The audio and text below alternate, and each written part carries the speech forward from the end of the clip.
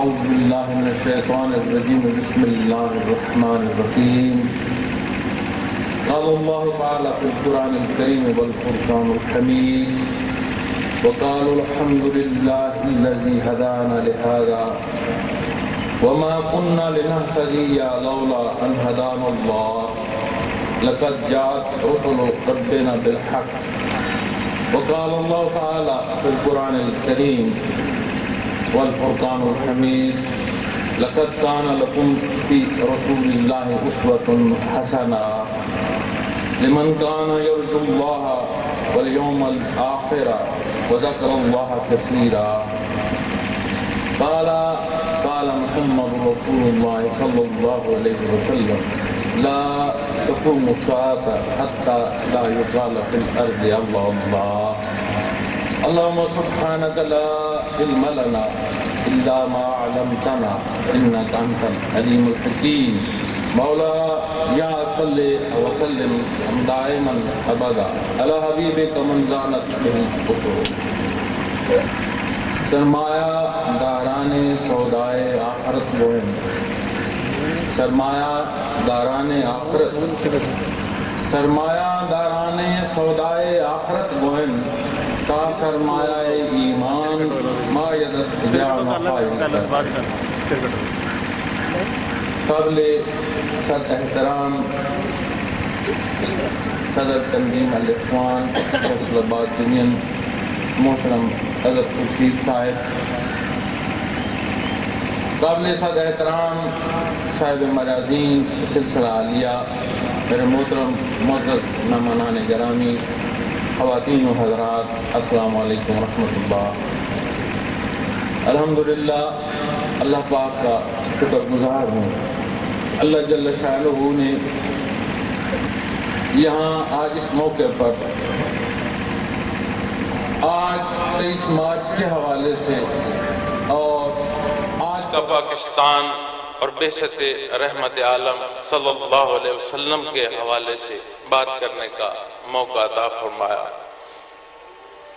دعا گو ہوں اس کے حضور کہ اللہ جل شانہ مجھے یہ قوت عطا فرمائے کہ میں اپنی تمام کم علمی، تمام کمزوری کے باوجود آپ عشاق محمد رسول اللہ صلی اللہ علیہ وسلم تک اپنا درد دل پہنچا سکوں۔ میں نے آپ کے سامنے سورہ اعراف سے آیا کریمہ کا کچھ حصہ تلاوت کیا، دوسرے حصے میں نے سورہ احزاب سے آیا کریمہ تلاوت کرنے کی سعادت حاصل کی، اور تیسری حدیث مبارکہ آپ کے سامنے پیش کی۔ پہلی آیا کریمہ کا جو حصہ میں نے آپ کے لیے منتخب کیا کہ عرض کروں گا، اللہ جل شانہ نے سورہ اعراف کے اس حصے میں وہ الفاظ قرآن مجید میں ارشاد فرمائے ہیں جو اہل جنت میں پہنچنے کے بعد اس زندگی کے تمام مراحل سے گزرنے کے بعد، حیات برزخیہ سے گزرنے کے بعد، اور سب سے بڑا روز محشر کے حساب و کتاب سے گزرتے ہوئے، پلصراط کی باریکی سے گزرتے ہوئے، مقام اعراف پر ٹھہرتے ہوئے، پھر جب اپنے اپنے مقام کو پہنچے تو جو وہ جذبات ہیں ان کے جو انہیں شکر ادا کرنے کا ایک ابھار ہے، ایک پیار ہے اللہ جل شانہ کے حضور، اللہ جل شانہ نے وہ ارشاد فرمایا وَقَالُوا الْحَمْدُ لِلَّهِ الَّذِي هَدَانَا لِهَذَا، اور کہیں گے سب خوبیاں اللہ ہی کے لیے ہیں جس نے ہم کو یہاں تک پہنچایا۔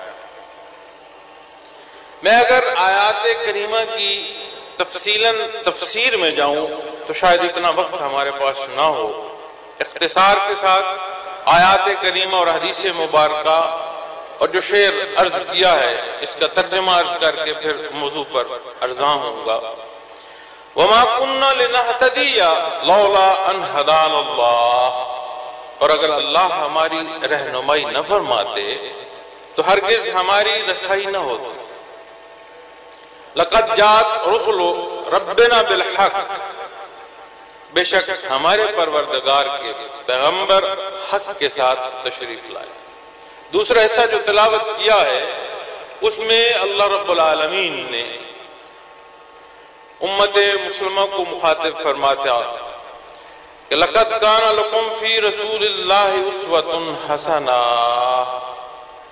یقیناً تم لوگوں کے لیے اللہ کے پیغمبر میں ایک عمدہ نمونہ موجود ہے۔ لمن کان یرجو اللہ والیوم الآخر وذکر اللہ کثیرا، یعنی ایسے شخص کے لیے جو اللہ سے اور روز آخرت سے ملنے کی امید رکھتا ہو اور کثرت سے ذکر الہی کرتا۔ حدیث مبارکہ جو میں نے آپ کے سامنے پیش کی کہ لا تقوم الساعة حتى لا يقال في الارض اللہ اللہ، آقا نامدار صلی اللہ علیہ وسلم نے ارشاد فرمایا کہ روز معاشر اس وقت تک قائم نہیں ہوگا کہ جب تک اس دار دنیا میں آخری اللہ اللہ کرنے والا بندہ موجود۔ اور آخر میں نے ایک فارسی کا شعر آپ کے سامنے پیش کیا کہ سرمایہ داران سودائے آخرت گوئن، کہ آخرت کی تجارت کے سرمایہ داروں کا کہنا ہے کہ اگر تیرے پاس ایمان کی دولت ہے تو تجھے گھاٹے کا کوئی خطرہ نہیں۔ انسانی زندگی کو اگر دیکھا جائے تو انسانی زندگی کے دو پہلو ہیں، نظریہ اور عمل، یا یوں کہیے کہ انسانی زندگی کا مرکب یہ دو حصے ہیں، نظریہ اور عمل۔ اور اگر انہیں آپ اس انداز سے دیکھ لیں کہ جیسے ایک بیج ہے اور درخت، دونوں لازم المظلوم ہیں، کہ اگر بیج جتنا بھی اعلیٰ، جتنا بھی اچھا آپ میسر کر لیں اور اسے بویا نہ جائے اور اس سے درخت نہ اگایا جائے تو لا حاصل ہے۔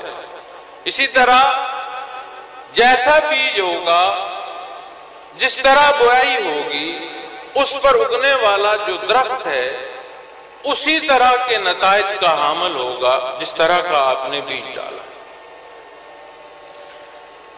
ادبیات میں نظریہ، اور جب دین اسلام پر آپ بات کریں گے تو یہاں پر بات آ جائے گی عقائد ایمان، اور جب درخت کی بات آئے گی تو شرائط ایمان سے لے کر عبادات اور معاملات تک دوسرا حصہ اس ضمن میں آ جائے گا۔ قرآن کریم میں جہاں بھی آمنو اللہ جل شانہ نے ارشاد فرمایا، یعنی جہاں بھی رب العالمین نے مومنین کو مخاطب فرمایا، ساتھ آمنو کے ساتھ عامل الصالحات ارشاد فرمایا، چونکہ دین اسلام فطری ہے، ذات باری تعالیٰ کا عطا کردہ ہے، اس کا انداز بھی اسی طرح فطری ہے جس طرح بیج اور درخت لازم المظلوم، کہ جتنا بیج اعلیٰ ہوگا اور اس اعلیٰ اور عرصہ بیج کی بوائی ہوگی، نگہداشت ہوگی، پھر اس کے عمل پر جو درخت پیدا ہوگا اس کی اسی طرح کے اچھے پھل اور اچھے نتائج مرتب ہوں۔ اور اسی انداز کو اگر آپ ریورس آرڈر میں دیکھ لیں کہ کوئی پودا، کوئی درخت جس کا پھل اچھا نہ ہو تو جو بات نتائج کے طور پر لی جاتی ہے وہ یہی لی جاتی ہے کہ اس پودے کا جو بیج ہے وہ اعلیٰ نہیں تھا، یعنی نتائج کو دیکھ کر بیج کے حیثیت کا، اس کی اصل کا، اس کی کمزوری کا، دونوں پہلوؤں کا اندازہ کیا جا سکتا ہے۔ اسی نیز کو سامنے رکھتے ہوئے اگر ہم اپنی زندگی کا موازنہ کریں محترم و معزز خواتین و حضرات، تو جو ہماری عمومی زندگی کے حالات ہیں، جس نیز پر ہم عمومی زندگی بسر کرتے ہیں، اگر زندگی کے وہ نتائج اس اصول اس طرز حیات جس کا ارشاد آقا نامدار صلی اللہ علیہ وسلم نے ارشاد فرمایا، اس کی نسبت اگر کمزور ہے تو شائبہ پھر اس درخت کا پھر پڑے گا کہ جو بیج ہے اس کی اقسام کمزور ہیں. اور جب یہ بات انسانی زندگی پر لاگو کریں گے تو سمجھ آئے گی کہ ایمان کی مضبوطی اس درجے کی نہیں ہے کہ انسانی زندگی کے اعمال این اس متعین زندگی جو ارشادات عالی صلی اللہ علیہ وسلم کے مطابق ہے اس کے مطابق بسر. اسی انداز کو آپ اگر کسی مملکت کے پہلو پر دیکھ لیں، جیسے آج میں اور آپ اکٹھے ہیں جس موضوع پر، اس موضوع میں 23 مارچ کا بھی حوالہ ہے، اس موضوع میں دین اسلام کے حوالے سے جس نہج پر آج ہم پہنچ چکے ہیں اور اپنی کارگزاری ان 66-67 سالوں میں جو ہم نے اختیار کی کہ وہ درخت آج اس اونچائی کو ہے کہ جس کا پھل ہم کھا رہے ہیں. اور میں بھی اس معاشرے کا حصہ ہوں، آپ بھی اس معاشرے کا حصہ ہیں. کسی کو دوسرے کو بتانے کی ضرورت نہیں ہے کہ ہم کن حالات سے گزر رہے ہیں. وہ بیج جو ہم نے بویا اور اس کی جس انداز میں ہم نے پرورش کی، نگہداشت کی، آج نتائج میرے اور آپ کے سامنے. وطن عزیز پاکستان جگہ کو کہتے ہیں اور پاک تو پاکستان کا اگر آپ تشریح مطلب کریں، اسے معنی بعید میں لے جائیں تو جو ترجمہ بحثیت بندے مومن ہم کریں گے وہ اس کا معنی جو آئے گا وہ مسجد کے زمرے میں آئے گا کہ پاک جگہ. وطن عزیز پر سینکڑوں سال مسلمانوں کی حکومت رہی. حکومت کمزور ہوئی، انگریز آئے، کس طرح انہوں نے قبضہ کیا، لڑ کے قبضہ کیا، عیاری سے قبضہ کیا، کس طرح قبضہ کیا، یہ ایک مسلمہ حقیقت ہے کہ انہوں نے قبضہ کیا. اور اس انداز سے یہاں اپنا نٹ قائم کیا کہ اس تاریخ میں ایک دن ایسا بھی آیا کہ 300 کے لگ بھگ کل بر صغیر میں انگریز موجود تھا، باقی اس کا سارے کا سارا نظام چلانے والے ہم ہی میں سے لوگ تھے. پورے بر صغیر میں ایک وقت ایسا بھی تھا کہ انگریز حکومت کے کل 300 کے لگ بھگ افراد اس پورے بر صغیر کی نیٹ پر تھے، کمانڈ پر تھے، باقی انتظام چلانے والے ماہ شماہ کے حصے دار تھے. ان تمام حالات میں پھر انگریز نے یہاں سے جاتے ہوئے اس لیے نہیں گیا کہ یہاں کی ہندو اور مسلم آبادیوں کا اس پر پریشر تھا. جو جنگ عظیم برپا ہوئی، ان جنگ عظیم نے اسے اس حد تک کمزور کر دیا کہ نہ صرف یہاں سے دنیا کے بے شمار خطوں سے اسے اپنی فوج واپس بلانا پڑی. وہ کمانڈ نہیں کر سکتا تھا، کنٹرول نہیں کر سکتا، لیکن جاتے جاتے اس سے جو انداز اس کا تھا، وہ جو اس لمحے مسلمانوں نے اندازہ کیا، جو طرز حکمرانی تھی، جو 1939 میں انہوں نے کانگریس کو وزارتیں دی، ان تمام انداز کو دیکھتے ہوئے، پھر اس فکر کو دیکھتے ہوئے جسے علامہ اقبال نے الہ آباد کے جلسے میں دو نظریہ پر بات کی کہ ہندو مذہب الگ ہے، مسلمانوں کا مذہب الگ ہے، اور جسے دو قومی نظریہ کے نام سے ہم اپنے آنے والی نسل کو معاشرتی علوم کے مضامین میں پڑھاتے ہیں، اس کی فکر کی. آج جہاں مینار پاکستان ہے، اور اللہ شاہد ہے، شاید میں غلط ہوں، میں سمجھتا ہوں کثیر تعداد ہمارے آج بچوں کی ایسی ہے جو سوائے اس کے کہ یہ ایک مونومنٹ ہے، یہ ایک خوبصورت جگہ ہے، یہ ایک سیرگاہ ہے، اس سے آگے کچھ جانتے ہوں کہ اس کی تعمیر میں، اس کی بنیادوں میں کتنی اللہ کی مخلوق ہے جن کا خون اور ہڈیاں اس میں صرف ہیں۔ عمومی انداز جو میں نے دیکھا ہے، شاید میں غلط ہوں اور اللہ کرے میں غلط ہوں، کہ ہماری آج کی جو نسل ہے وہ اس کے اس فلسفے سے اس طرح آشنا ہی نہیں ہے کہ جس کشت و خون پر جن ظلموں کی سہتے ہوئے افراد نے اس کی بنیادوں میں اپنی زندگیوں کا حصہ ڈالا۔ دکھ ہوتا ہے ایسی باتوں سے۔ تو بات میں نظریہ پاکستان کے حوالے سے 23 مارچ کے حوالے سے کرنا چاہ رہا ہوں۔ تو 23 مارچ 1940 کو جو مطالبہ اور جو ڈسکشن آل مسلم لیگ جو متحدہ مسلم لیگ تھی اس کے پلیٹ فارم سے جو دیا گیا، میں نے چند اقتصابات مختلف جگہ سے اکٹھے کیے اور اس کا مقصد صرف اتنا تھا کہ اختصار سے وہ موضوع عرض کروں، چونکہ تب سمجھا سکوں گا، تب عرض کر سکوں گا کہ وہ بات جس نظریے پر ہم نے اس وطن عزیز کو حاصل کیا، پھر اس بیج میں جو آمیزش کی، اس بیج کو سنبھالنے میں جو کمزوری کی اور اس کی بوائی پر جو کچھ نتائج آج دیکھ رہے ہیں، میں تب آج کے اس موقع پر بات کر سکوں گا۔ تو میں تھوڑا سا وہ حصہ جو اس سے متعلق ہے اس پر میں اختصار سے عرض کرتا ہوں۔ The Lahore Resolution, قرارداد Lahore.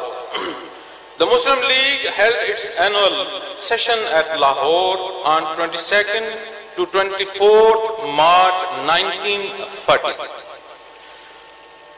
The Lahore Resolution was moved by Maulvi Fazlul Haq and second by Chaudhry Khaliquz Zaman.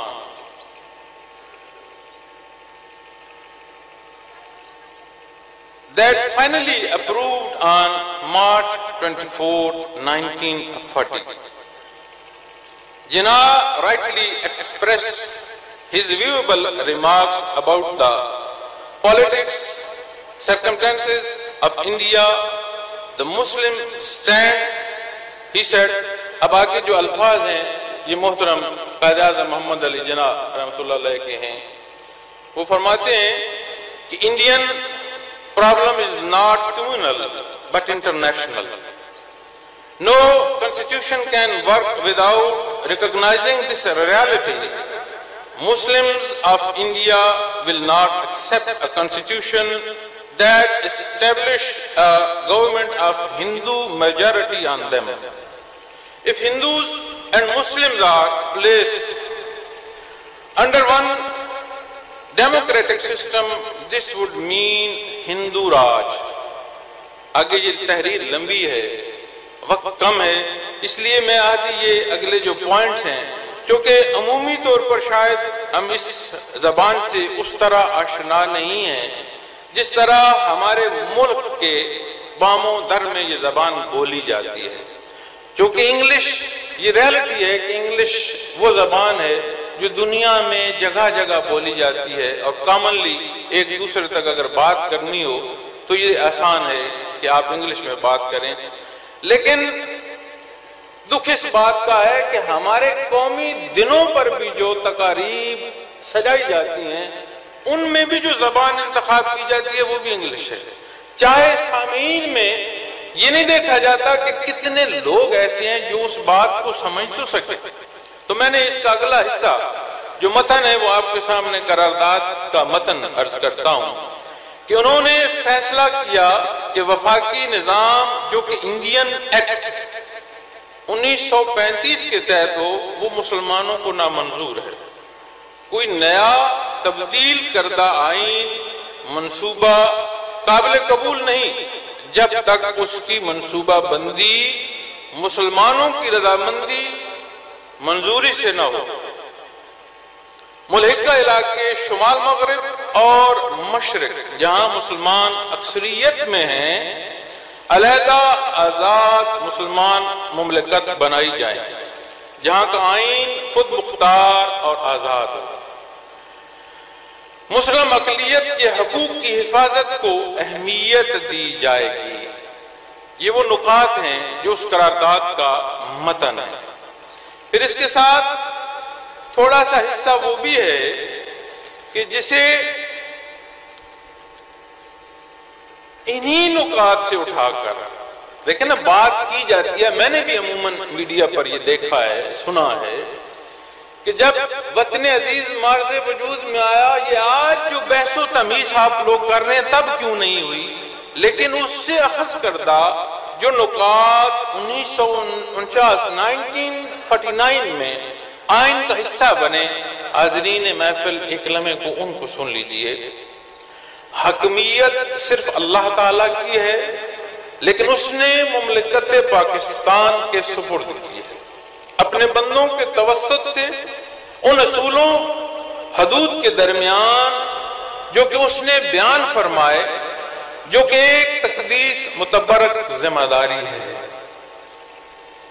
متبرک ذمہ داری ہے۔ نمبر 2، مملکت اپنی طاقت اور حکمیت اپنے منتخب کردہ بندوں سے چلائے گی۔ اسلامی قوانین، نمبر 3، اسلامی قوانین جمہوریت، آزادی، مساوات، برداشت اور معاشرتی انصاف کا پوری طرح عمل ہوگا، معاشرتی انصاف کا پوری طرح عمل ہوگا۔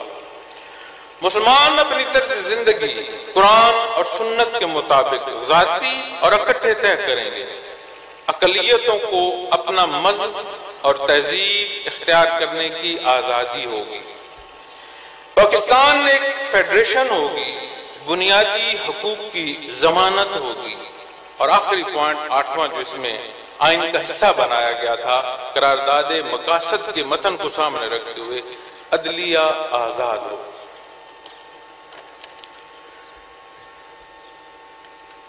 یہاں تک جب آپ اور میں پہنچے ہیں تو ضمناً وہ محرکات آپ کے سامنے عرض کر دوں کہ جن محرکات کی بنا پر حالات اس نہج کو پہنچے، چونکہ وطن عزیز انگریزوں نے مسلمانوں سے لیا تھا، اور رسول بھی یہی ہے کہ کوئی قوم جس سے وہ ملک لیا گیا ہو، اگر اس ملک کی سلطنت چھوڑی جاتی ہے، حکومت چھوڑی جاتی ہے، تو واپس اس کے سپرد کی جاتی ہے۔ لیکن حالات ایسے نہیں تھے، تو جو محرکات ہیں ان میں جو پہلا وہ ہے فرقہ وارانہ فسادات۔ متحدہ ہندوستان میں پاکستان کو الگ اسلامی بنیادوں پر قائم کرنے کے لیے جو محرکات میں پہلا محرک ہے، جو پہلا پوائنٹ ہے، وہ فرقہ وارانہ فسادات، اور ہم نے وہ بیج بویا ہوا ہے کہ محرکات میں پہلا جو نقطہ ہے، ملک آزاد ہو گیا، لکھوکھا جانیں قربان ہو گئیں، وہ محرک جس پر یہ دو قومی نظریہ مرتب کیا گیا تھا، اس کے نتائج فرقہ وارانہ فسادات۔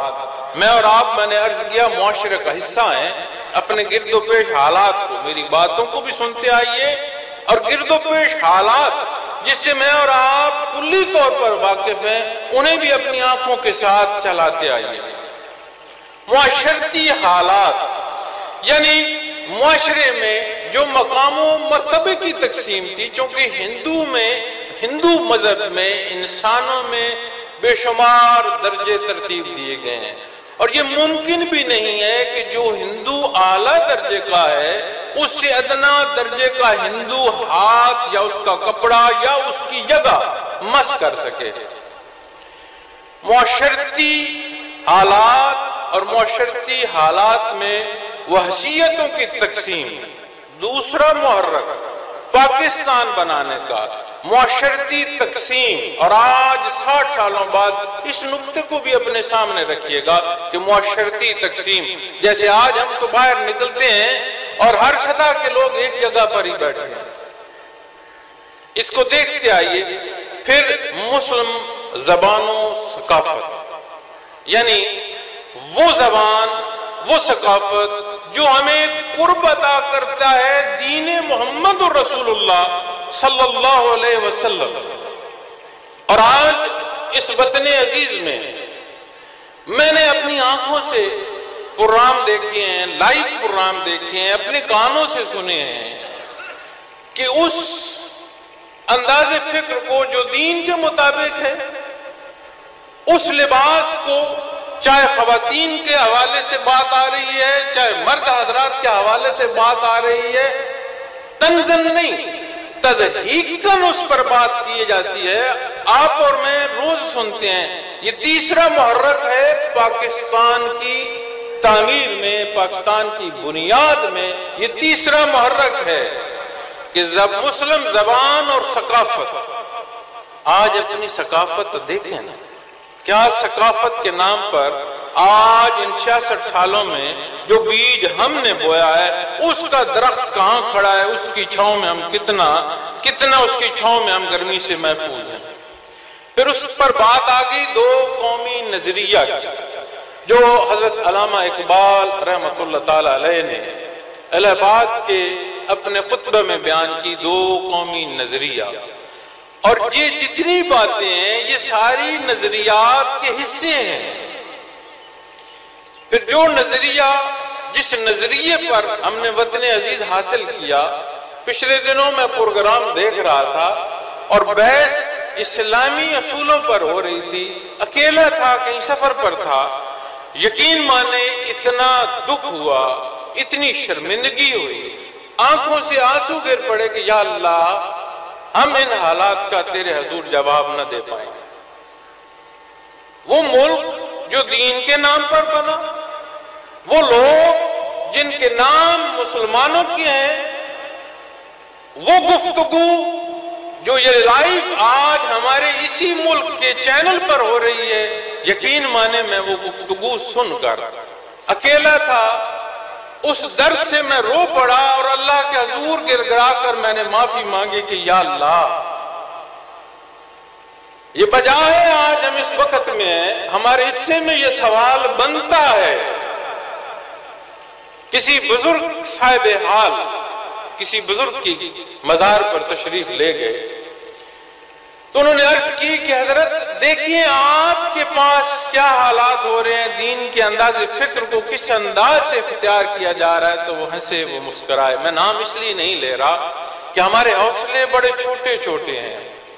جن نظریات پر آج ہم نے اپنی قوم کو جوان کیا ہے، اس میں جذبات بھی بہت شدت رکھتے ہیں، اگریشن بہت زیادہ ہے، اور پھر اوپر سے یہ جتنے پوائنٹس تھے، ان میں جتنی خوشحالی ہم نے حاصل کی ہے، اس نے ہمیں ذہنی طور پر اور تنگ کر دیا۔ میں نام اس لیے نہیں لے رہا کہ میرا مقصود وہ پوائنٹ عرض کرنا ہے۔ تو ان بزرگوں سے عرض کی، حضرت دیکھیں آپ کے مزار کے ساتھ آنے والے کیا کر رہے ہیں؟ تو وہ مسکرائے، انہوں نے انہیں فرمایا کہ ہم اپنا وقت گزار چکے ہیں، آج دنیا میں کیا ہو رہا ہے ہمیں اس سے سروکار نہیں۔ آج دنیا میں تم رہتے ہو، آج جو کچھ دنیا میں ہو رہا ہے یہ تمہارے لیے سوال ہے۔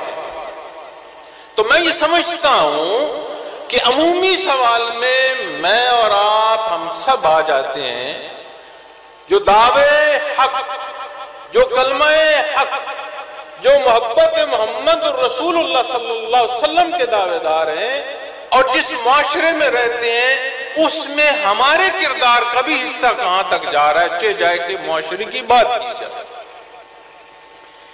پھر آگے جو 5واں پوائنٹ ہے وہ آتا ہے کانگریسی وزارتیں۔ کانگریس نے چونکہ مسلمانوں کو انگریز یہ ملک نہیں دینا چاہتا، کانگریس کو طاقت دیتے تھے، وہ طاقت کے بل بوتے پر مسلمانوں پر ظلم کرتے تھے۔ ری ایکشن میں ایک حصہ یہ بھی شامل ہے کہ جس میں انہیں وہ قوت اور طاقت دی گئی۔ اور چھٹا اور آخری پوائنٹ جو تمام میں نے اس پر تحقیق کرتے ہوئے محرکات میں اخذ کیا ہے ان تحریروں سے، وہ ہے اسلامی نظام کا قیام۔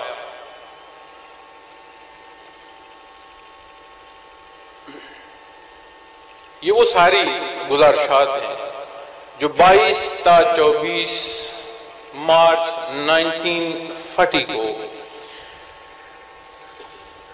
علامہ اقبال پارک، جس میں آج جس کی یادداشت کے لیے 1960 میں مینار پاکستان تعمیر کیا گیا،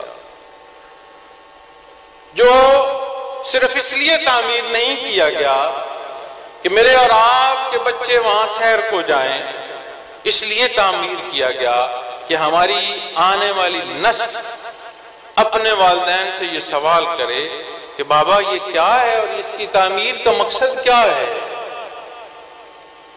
وہاں پر یہ پیش کی گئی اور تقریباً 1,00,000 کے قریب تعداد، اندازاً 1,00,000 افراد کا مجمع تھا جنہوں نے اسے متفقہ طور پر منظور کیا۔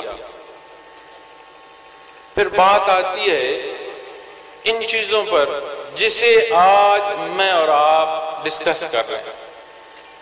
برصغیر وہ خطہ ہے خواتین و حضرات، اگر آپ تاریخ دیکھیں تو دنیا بھر کی جو بھی اقوام اس قابل ہوئی کہ وہ اپنے ملک سے نکل کر کسی ملک پر چڑھائی کر سکیں، تو یہاں پر ہر طرف سے حملہ آور آئے مختلف اوقات۔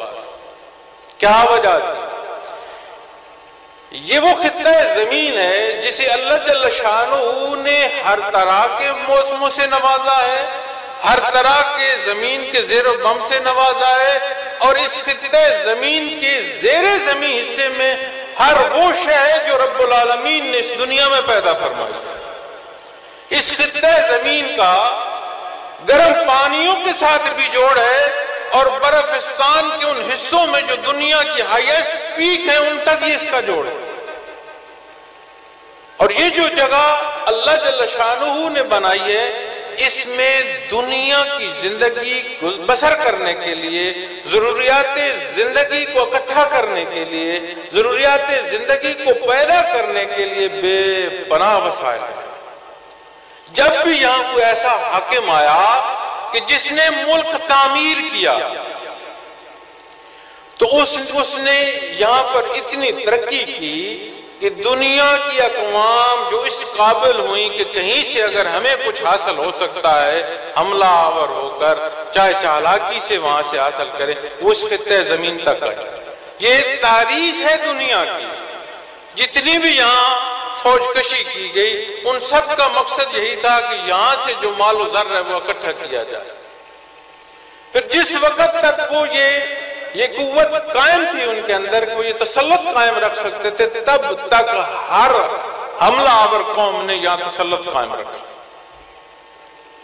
اب اس کے دو نقطے ہیں، محرکات بھی میں نے عرض کر دیے، پھر اس قبضے کا جو سب سے بڑا نقصان من حیث القوم ہم نے اٹھایا وہ یہ ہے کہ مفتوح اقوام، ان کی آنے والی نسلیں اس مفتوح زندگی بسر کرتے ہوئے ان کے اندر وہ عادات، وہ خصائل پیدا ہو جاتے ہیں کہ جیسے انگریز ڈائریکٹ کنٹرول کرتا تھا ہمیں، لیکن جب چلا گیا تو نظام جس طرح آج سائنٹیفک ترقی ہے ریموٹ کنٹرول پر آ گیا۔ جس طرح چوپوں کو باندھا جاتا ہے اور ساتھ کمزور جانور کو صرف اس کو ٹھکور دیا جاتا ہے اس کی ٹانگ کو، وہ ساری رات یوں ہی ساتھ کھڑا رہتا ہے کہ شاید میں بھی بندہ ہوں۔ مفتوح اقوام میں وہ کمزوریاں پیدا ہو جاتی ہیں کہ ان کے اندر اپنے حق کے لیے آواز بلند کرنے کی جرات نہیں رہتی۔ آج ہم امریکہ کو کوستے ہیں۔ میں دو اقوام کی مثال آپ کو دیتا ہوں۔ اسی انگریز تسلط میں امریکہ بھی تھا، اچھا ہے، برا ہے، صحیح ہے، نہیں صحیح، چونکہ بات ہم عمومی جب بھی کرتے ہیں تو مخالف پر کرتے ہیں، اس سے پہلے دیکھنا چاہیے کہ جو میں نے دیا جلایا ہے اس کے گرد کتنا میں نے شیشہ رکھا ہے کہ میں ہوا سے جگڑ رہا ہوں۔ دشمن پر دشمنی کا گلہ نہیں کیا کرتے، اپنا تحفظ پہلے کیا جاتا ہے۔ اور میں آپ کو امریکہ سے ہی مثال دیتا ہوں کہ وہاں پر بھی تسلط تھا، لیکن انہوں نے تسلط اس طرح نہیں توڑا کہ جس طرح انگریز نے ہماری تقسیم کے لیے یہاں کمیشن بھیجے، کہ آپ دیکھو کہ یہاں پر جو لوگ ہیں وہ الگ ملک چاہتے ہیں یا اکٹھی تقسیم چاہتے ہیں، انہوں نے انگریز کے ساتھ جنگ کر کے اور ان کے سپاہیوں میں اس ایسے حالات بھی آئے کہ بھاگتے ہوئے سمندر میں ڈوب کر بھی مرے، پوری طاقت کے ساتھ انہوں نے یہ غلبہ توڑا انگریز کا۔ آج اگر وہاں آپ دیکھیں تو انگریز اگر بجلی کا بٹن نیچے کو آن کرتا ہے، وہ ریئیکشن ابھی تک اس قوم میں وہ بٹن اوپر کو آن کرتا ہے۔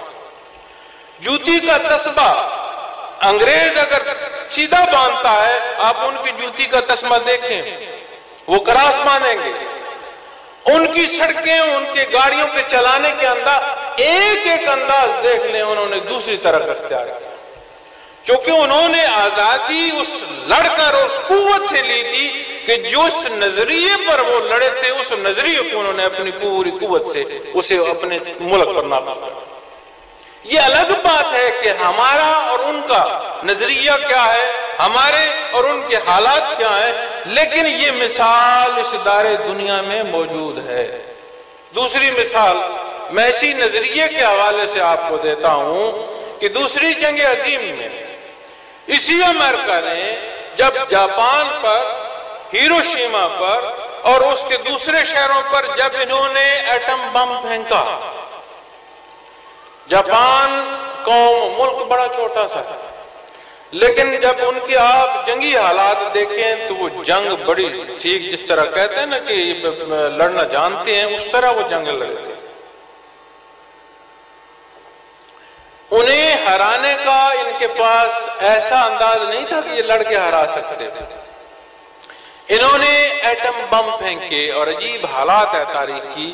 آج جس جرمن کو سب سے برا کہا جاتا ہے، جس ہٹلر کو سب سے بدترین انسان کہا جاتا ہے، یہ ایجاد اس کی تھی۔ اس نے دنیا پر ایٹم بم نہیں پھینکا، اس کی چرائی ہوئی، یہ تاریخی حقیقت ہے، اس کی چرائی ہوئی جو قاعدے تھے، اس کے جو سائنٹیفک فارمولے تھے، ان سے بم بنا کر جاپان پر جب بم پھینکے گئے تو جاپان نے سرنڈر کرنے کے لیے شہنشاہ نے ایک شرط رکھی۔ اس نے کہا ایک شرط ہے ہماری، اس شرط کو مان لیا جائے تو ہم سرنڈر کر دیں گے، وگرنہ آخری جاپانی تک ہم لڑیں گے، تم مار دو، بے شک سب کو مار۔ جب اتحادی جرنیل ٹیبل پر بیٹھا اور شرط پر بات ہوئی کہ کیا شرط ہے آپ کی، تو اس شہنشاہ نے کہا ہمارے نظام تعلیم کو نہیں چھیڑو۔ وہ شہنشاہ نے ایک شرط رکھی کہ ہمارے نظام تعلیم اسے تم نہیں چھیڑو گے، وہ ہماری مرضی پر ہو۔ اب جو امریکہ کے حالات دیکھو، انہوں نے لڑ کر آزادی حاصل کی، اس کی ریئیکشن میں انہوں نے ہر ضرورت کو تکمیل کے وہ ذرائع اختیار کیے جو ان کے دشمن کے مخالف تھے۔ ان کی ایک ایک بات سے آیا ہے اور اس حد تک انہوں نے اپنے آپ کو منظم کیا کہ جس کے تسلط میں تھے وہ آج ان کے مرہون منت ہے۔ جاپان جس پر امریکہ نے ایٹم بم پھینکے تھے، وہی جاپان نظام تعلیم اپنا رکھتا ہے، اور ملک دیکھیں کتنا سا ہے، اسی جاپان کی مصنوعات نے امریکہ کو امریکن منڈیوں میں بیٹ کیا۔ اور پھر ان تجربات کو، ان حالات کو یہاں پر جب ہم لاتے ہیں، اپنے حالات پر جب لاتے ہیں، تو جب انگریز نے قبضہ کیا، آخری مسلمان حکومت کا جب ختم ہوا، تسلط ختم ہوا، تو جو لارڈ میکالے نے آخری یہاں سے وہ اس آخری فتح کے بعد پہلی رپورٹ جو ملکہ کو بھیجی، اس نے کہا کہ میں نے بارڈر ٹو بارڈر اس ملک کو سفر کیا ہے، یہاں پر جو قوم بستی ہے مسلمان، اس کا لٹریسی ریٹ مور دین 84%۔ اس رپورٹ کی کاپی آج بھی حضرت کی لائبریری میں موجود ہے۔ جتنی بھی میں آپ سے گزارشات پیش کر رہا ہوں، یہ تاریخی حقائق ہیں۔ آج اس وطن عزیز کا آپ لٹریسی ریٹ نکال کر دیکھ لیں، اور اس وقت انگریز کہہ رہا ہے جس وقت اسلامی حکومت اتنی کمزور تھی کہ باہر سے آنے والے انویڈر نے قبضہ کر لیا، اپنی حفاظت کے قابل نہیں تھی. اس لمحے بھی جو لٹریسی ریٹ تھا مور دین 84%.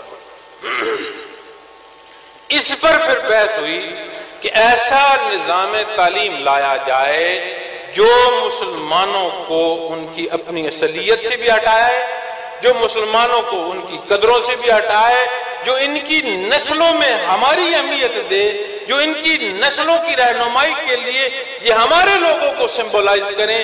تب یہ جو پگ ہے ہماری، یہ جو سر کا ڈھانپنا ہے، تبھی تک یہ انداز اختیار کیے گئے کہ ہر بہرے کو پہنا تھا. یہ جو تشخص ہے یہاں کا، اس تشخص کو نظام تعلیم سے لے کر تشخص کو اس حد تک چوٹ کی گئی کہ جو عزت یہاں سمجھی جاتی تھی اسے اس ذمہ داری پر لگا دیا گیا، دربانوں کو پہنا دی کہ اگر کوئی ٹائی اور بوٹ والا آدمی آتا ہے تو اسے دروازہ کھولنے والے کے سر پر پگ ہونی چاہیے. پھر نظام تعلیم ایسا بنایا گیا کہ جس میں سے انہیں کلیریکل سٹاف تو ملے، ایسا بندہ نہ ہو جو اپنی قومی یکانگت کو جانے، اپنی ان اقدار کو جانے جو ان کی سابقہ اقوام کی ہیں، اپنے دین کو جانے، اس کے سامنے ہر چیز کو سمبلائز اس کو کرو جو ہمارے فائدے میں.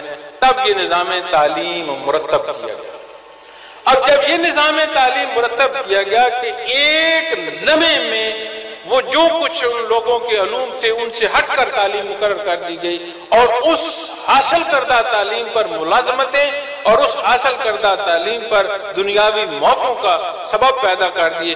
یک لہجے وہ امت مسلمہ جس کا لٹریسی ریٹ مور دین 84% تھا، اس کا یک لہجہ جو لٹریسی ریٹ ہے وہ 10% سے نیچے تک چلا گیا. تب یہ جو مدارس، جن مدارس پر آج ہم جھگڑتے ہیں، تب علماء کرام نے مدارس بنائے کہ کم از کم ہم زکوٰۃ اکٹھی کر کے، چوری چھپے کو فنڈ اکٹھا کر کے اس نہج کو تو آباد رکھے. ظاہری تعلیم تو نہیں ہے، وہ نظریہ جو محمد رسول اللہ صلی اللہ علیہ وسلم سے ہمیں جوڑتا ہے بحیثیت مسلمان، وہ نظریہ جو اس تخلیق کی پیدائش کا مقصد ہے، جو اللہ کے ساتھ تعلق جوڑتا ہے، جو رضائے باری تعالیٰ کی رضا ہے، کم از کم اپنی قوم کو، کم از کم اپنے آنے والے بچوں کا یہ تحفظ تو کر دیا جائے کہ ان کا ایمان تو قائم ہے.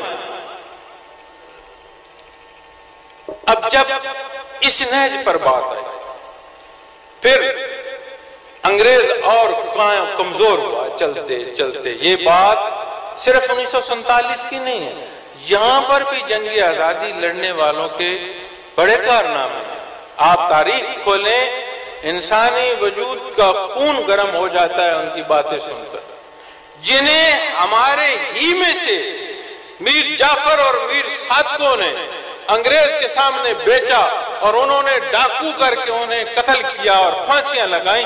ان کی زندگی کے حالات دیکھو کہ وہ اپنے ملک، قوم، اپنے دین کی آزادی کے لیے کس طرح لڑے.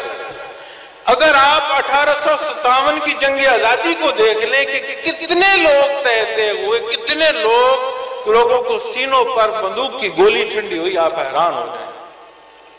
پھر چلتے چلتے بات جب دو قومی نظریہ پر آئی، کوئی چارہ نہیں تھا کہ کس طرف جائیں. پھر علماء کرام بھی ساتھ ہوئے اور کچھ تعداد جیسے مولانا آزاد رحمت اللہ علیہ جیسے لوگ تھے، انہوں نے اس بات کی مخالفت بھی کی کہ آپ ایسا نہ کرو. آپ کو یہ دھوکہ دیا جا رہا ہے کہ جب یہ مملکت بن جائے گی، بلکہ یہ تاریخی حقیقت ہے، شاید پریس والے اگر ڈھونڈیں تو وہ اخبار بھی مل جائے گی کہ جب مولانا آزاد لاہور آئے اور ریلوے اسٹیشن پر لوگوں نے اجیٹیشن کی کہ ان کے خلاف نعرہ بازی کی گئی تو وہ ٹرین سے باہر آ گئے. انہوں نے کہا میں دین کا مخالف نہیں ہوں. وہ پورا صفحہ چھپا تھا، اگر پریس والے حضرات آج بھی ڈھونڈیں تو وہ صفحہ کسی نہ کسی لائبریری میں ضرور میسر ہوگا کہ انہوں نے فرمایا باہر آ گئے. انہوں نے کہا نعرے لگا رہے ہو، میں دین کا مخالف نہیں ہوں، لیکن میں سمجھتا ہوں کہ ان لاکھوں جانوں کی قربانی کے بعد بھی جس مقصد کو تم جا رہے ہو اس کا حصول مجھے نظر نہیں آتا۔ اور انہوں نے کہا کہ میں تو شاید ہوں گا یا نہیں ہوں گا، یہ بات یاد رکھنا، یہ پوری بات اخبار کے پورے صفحے پر پرنٹ ہوئی تھی تقریر۔ اور آج وہی بیج جو ہم نے جس انداز سے سینچا ہے، آج حالات ہمارے سامنے ہیں۔ پھر آج اگر ہم خیال کریں تقسیم ملک دین اسلام کے نام پر بننے والی مدینہ منورہ کے بعد یہ دوسری حکومت ہے۔ لکھوکھا جانوں نے جس کے لیے ہجرت کی، مہاجرین کی، آپ ہجرت کے حالات دیکھیں، مجھے اور آپ کو بالکل اسی طرح جس طرح مینار پاکستان ایک سیرگاہ سے زیادہ حیثیت نہیں رکھتی، ہمارے لیے 1947 کی وہ ہجرت بھی حیثیت نہیں رکھتی۔ ہم یہ سمجھتے ہیں جیسے میں ایک شہر سے دوسرے شہر آ گیا، شاید وہاں سے لوگ اٹھ کر یہاں آ گئے۔ ہم ان ٹرینوں کے شاید نہیں ہیں کہ جس ٹرین کا ایک ڈرائیور سلامت ہے، باقی مرد و زن، بچے، بوڑھے، جوان، ہر کوئی تہتے ہو کر کسی کا سر ساتھ ہے، کسی کا سر ساتھ نہیں۔ بچوں کو نیزوں پر چڑھا کر پاکستان کے نعرے لگائے گئے کہ یہ لو اپنا پاکستان۔ 84,000 ہماری بچیاں، وہ حساب کتاب جو حکومتی ہے، ہندوؤں اور سکھوں کے گھروں میں رہ گئے۔ ایک لمحے کو جیسے بیٹھے ہو اس محفل میں، ایک لمحے کو قابل احترام خواتین و حضرات، ایک لمحے کو سوچو تو صحیح کہ میں اور آپ اس طرح ہجرت کر رہے ہوں، نہ ہمارا گھر ہے، نہ ہمارا مال محفوظ، نہ ہماری جان محفوظ، نہ ہماری عزت محفوظ، نہ ہمارے والدین محفوظ، نہ ہماری بیوی محفوظ، نہ ہماری بیٹی محفوظ، نہ ہمارے جگر گوشے محفوظ، نہ اپنے سینے محفوظ۔ ایک لمحے کو خیال تو کر کے دیتے، تصور بھی اگر کرو گے تو انسان کے رنگٹے کھڑے ہو جاتے ہیں۔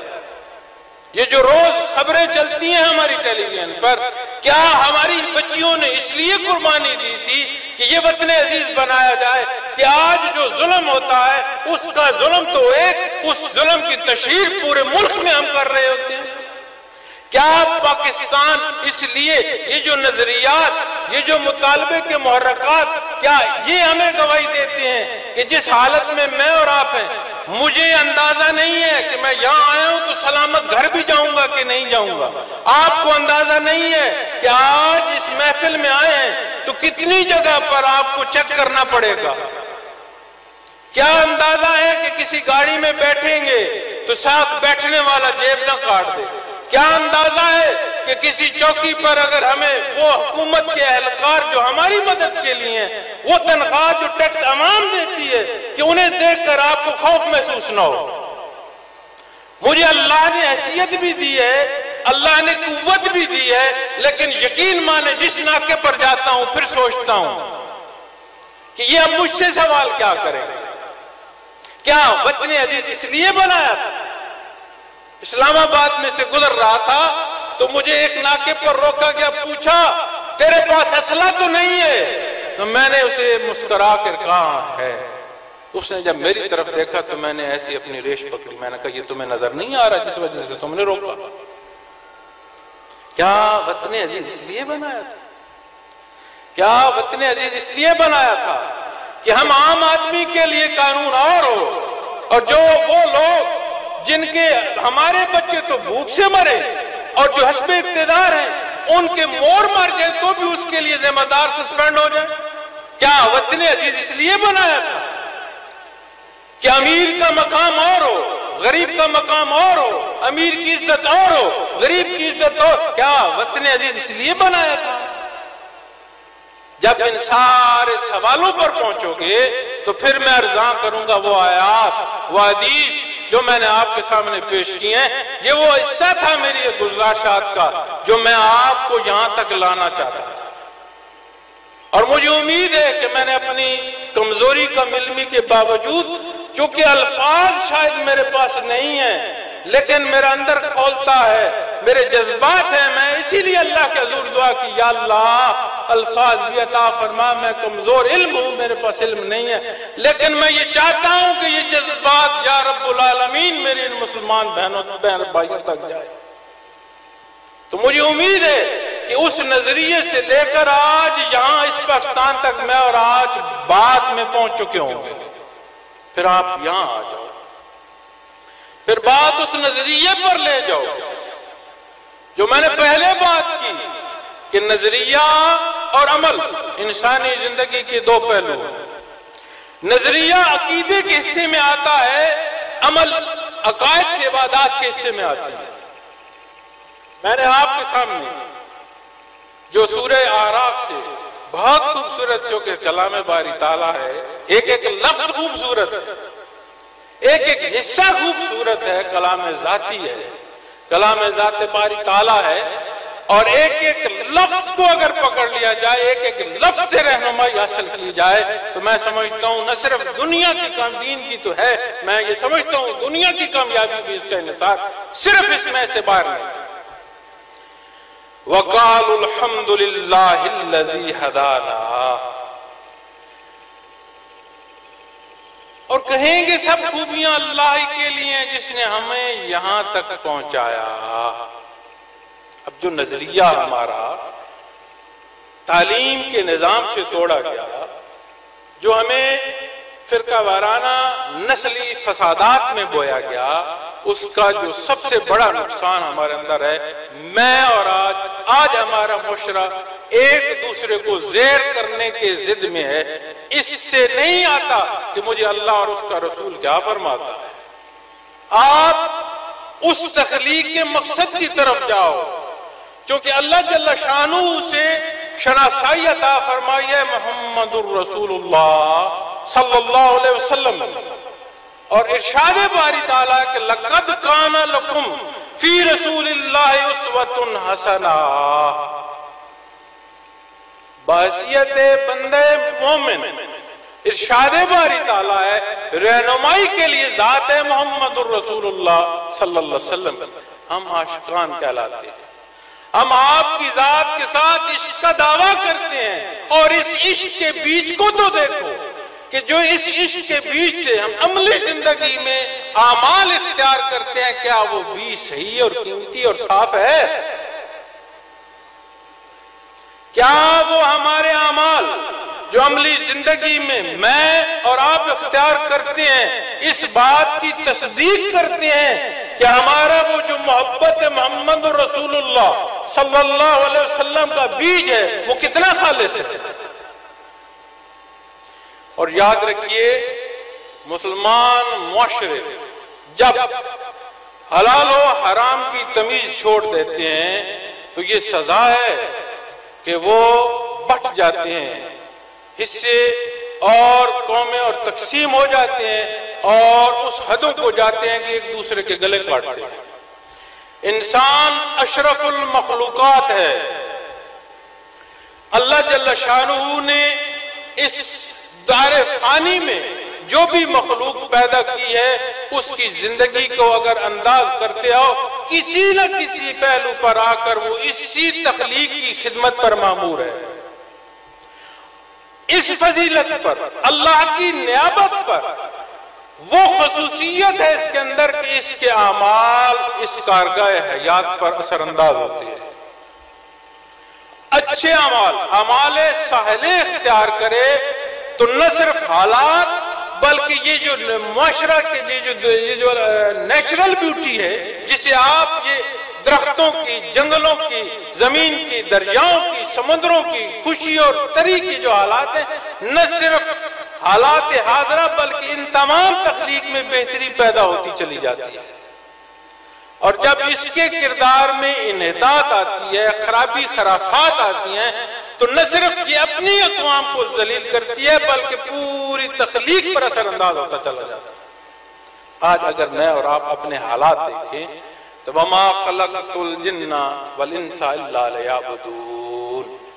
اللہ جل شانہ فرماتا ہے کہ میں نے تمہیں اپنی عبادت کے لیے پیدا فرمایا ہے. کیا میں اور آپ اپنے مقصد تخلیق کی طرف جا رہے ہیں؟ لقد من اللہ علی المؤمنین اذ بعث فیہم رسولا من انفسہم یتلو علیہم آیاتہ ویزکیہم ویعلمہم الکتاب والحکمہ. وہی رستہ یہ جو جنت میں پہنچے ہیں، جنہوں نے اللہ کے حضور عرض کی وما کننا لنہتدی لولا ان ہدانا اللہ، اور اگر اللہ ہماری رہنمائی نہ فرماتے تو ہرگز ہماری رسائی نہ ہوتی. پھر اگلی جگہ کو عرض کرتے ہیں لقد جاءت رسل ربنا بالحق، بے شک ہمارے پروردگار کے پیغمبر حق کے ساتھ تشریف لائے. بعثت محمد رسول اللہ صلی اللہ علیہ وسلم وہ واحد عظیم ترین ہمارے پاس ذریعہ ہے جس سے ہم قرب الہی کو حاصل کر سکتے ہیں. اس کے علاوہ اور کوئی راستہ نہیں، اس کے علاوہ اور کوئی در و دروازہ نہیں. اور خود وہ ارشاد فرماتا ہے کہ لقد کان لکم فی رسول اللہ اسوۃ حسنہ. شرائط ایمان اگر آپ غور فرمائیں، مکی زندگی میں نزول قرآن کے بیشتر حصے جو ہیں وہ عقائد اور ایمان سے متعلق ہیں. ان سالوں میں پختگی کی گئی، عقائد کی پختگی کی گئی. پھر اس پر انحصار ہوا مدنی زندگی میں. جب نبی کریم صلی اللہ علیہ وسلم نے خلافت اسلامیہ قائم کی تو پھر ضرورت آئی اعمال کی، ضرورت آئی معاملات کی، لین دین کی. اور یہ جو کہا جاتا ہے نا کہ مکی زندگی سخت تھی، مدنی زندگی جو ہے وہ آسان تھی. حاضرین محفل 80 کے قریب غزوات و سرایا ملتے ہیں مدنی زندگی میں. 10 سالوں کو 80 جنگوں پر تقسیم کرو، کتنا آرام دہ زندگی تھی. اللہ کے حبیب نے نہ صرف ذاتی معاملات، معاشرتی کے معاملات، بلکہ اس خلافت اسلامیہ پر ہر طرف سے اثر انداز ہونے والے ہر طرح کے حالات کا مقابلہ بھی فرمایا.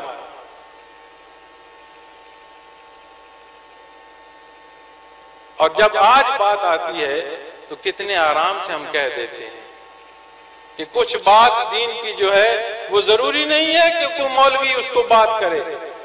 حالانکہ یقین رکھیں آج الفاظ وقت کے ساتھ ساتھ اپنی اہمیت بڑھاتے یا گھٹاتے یا معاشروں کی تبدیلی یا معاشروں کے زیر بم کے ساتھ مختلف فرق آتے جاتے ہیں.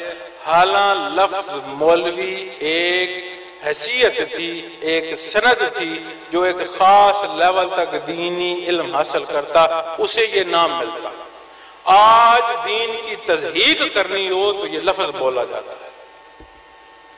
آج ہم بانگے دہل یہ کہتے ہیں کہ دین ہم سب کا ہے، الحمدللہ بجائے اللہ ہم سب کا ہے، الحمدللہ بجائے نبی کریم صلی اللہ علیہ وسلم ہمارے سب کے ہیں، الحمدللہ. لیکن فرق کیا لگتا ہے وہ یہ نکتہ ہے جب ہم کہتے ہیں کہ اس کی تشریح بھی ہم سب خود ہی کریں گے. اللہ کا قانون قرآن کریم ہے، اس کی تفسیر، اس کی تشریح، اس کی تصدیق، اس کا جو پہلو جانچنا ہے وہ سنت احادیث مبارکہ ہیں.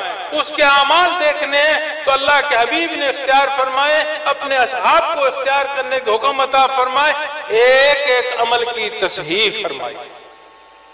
اس کے باہر اگر میں آج کہہ دوں، آج کے قانون پر بات ہوتی ہے، آج کے حالات کو دیکھیں، کبھی کوئی مقدمہ اٹھ رہا ہے، کبھی کوئی مقدمہ اٹھ رہا ہے، بلا تفریق اس موضوع پر بات کرتے ہوئے کہ مجھے کسی سے ہمدردی ہے یا مجھے کسی سے ہمدردی نہیں ہے. کیا ہر گفتگو میں ماہر قانون دان نہیں بلایا جاتا؟ جب گفتگو بحث مباحثے ہمارے آج کے ٹاک شوز میں ہوتے ہیں تو ان ٹاک شوز میں اس شعبے کے ماہرین کو نہیں بلایا جاتا.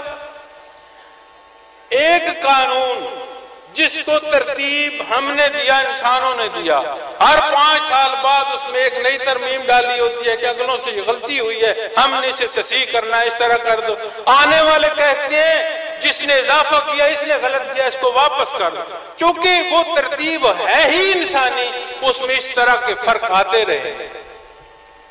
اس پر بات کرنی ہو تو یہ اجازت نہیں ہے کہ ہر ماں و شما اٹھ کر بولے.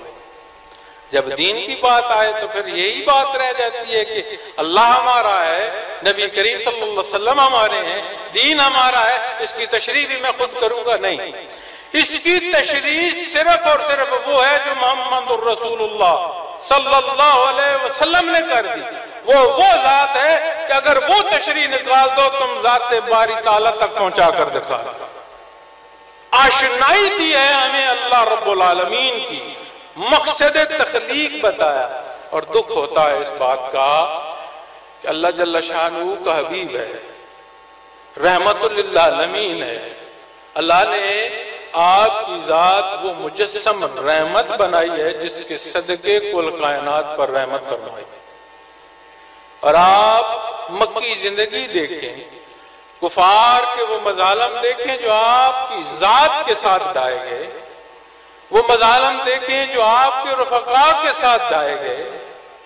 کیا آسان ہے گھر چھوڑ دینا؟ کیا آسان ہے کہ جو کچھ بھی ہے، امیری ہے یا غریبی ہے، جو حیثیت ہے وہ اسے چھوڑ دینا کیا آسان ہے؟ اپنے عزیز و اقارب کا خون کا ہو جائے، وہ اپنے سامنے قتل ہو جائیں، کیا آسان ہے؟ کیا ذات باری تعالیٰ اس چیز کی شاہد نہیں ہے کہ اپنے حبیب پر جو ظلم کفار نے ڈھائے، آپ کے دندان مبارک شہید کیے، آپ کے لبھائے مبارک پر تلوار چلی، آپ کا خون مبارک رسا، کیا یہ سورج اس کا گواہ نہیں ہے؟ کس لیے؟ اس لیے کہ اللہ کا پیغام اللہ کی مخلوق تک پہنچا دیا جائے، اور آپ نے حق ادا فرما دیا ہے۔ جان لگی لگائی، مال و دولت لگے لگائے، عزیز و اقارب لگائے، قربان کرنے پڑے آپ کے سامنے۔ آپ کے عزیز و اقارب کے مسئلہ شدہ وجود تھے، نہ ناک تھا، نہ کان تھا، نہ آنکھیں تھی، سینے چاک تھے، کلیجے نکال دیے گئے۔ آپ نے ان لت پت خون میں وجود دیکھے، کس لیے؟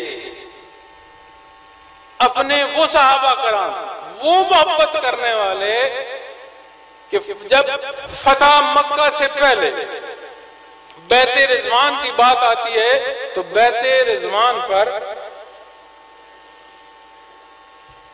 حضرت عثمان غنی مکہ مکرمہ گفتگو کے لیے گئے، کفار نے پابند کر لیا۔ بات پھیلی کہ شاید عثمان غنی رضی اللہ تعالیٰ عنہ کو شہید کر دیا گیا، اس پر بیعت لی گئی۔ اس لمحے میں جب گفتگو شنید ہو رہی تھی تو ایک کافر سردار گیا، وہ اس ذہنی معیار کا انسان تھا کہ کیسر و کسرا کے دربانوں تک اس کی رسائی تھی۔ واپس پلٹا تو اس نے کفار مکہ کو مشورہ دیا، اس نے کہا بہتر ہے اگر طے ہو جائے تو یہ بہتر ہے، وگرنہ تم یہ جو سمجھتے ہو نا کہ یہ جنگ ہو جائے تو ہم محمد رسول اللہ صلی اللہ علیہ وسلم کو نعوذ باللہ قتل کر دیں گے، یہ تمہارا خواب ہے۔ انہوں نے کہا میں نے کیسر و کسرا کے دربان دیکھے ہیں، ان کی ادائیں دیکھی ہیں، ان کے اظہار محبت دیکھے ہیں، پر جو کچھ میں نے یہاں دیکھا وہ نرالا ہے۔